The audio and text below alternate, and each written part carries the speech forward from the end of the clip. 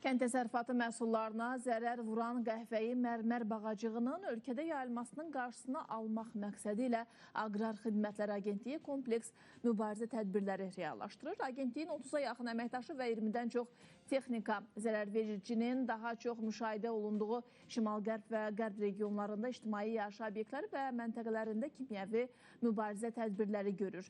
Sərhəd keçid məntəqələrindəki avtomobillərin və qatarların dərmanlanması prosesi icra olunur. Kimyəvi mübarizə üsuluna, mexaniki mübarizə üsulundan başqa eyni zamanda bioloji mübarizə üsulları da vardır və bu istiqamətdə fəaliyyətimizi, strategiyamızı, mübarizə üsulunu davam etdirmək üçün bir qurum kimi qarşımıza qoyulmuş tapşırıqlardan biri də odur ki, mümkün qədər kimyəvi üsuldan az istifadə etmək və inteqrel mübarizənin əsas tərkib hissəsi kimi ətraf mühit üçün təhlükəsiz olan bioloji mübarizə vasitələrindən istifadə etməkdir.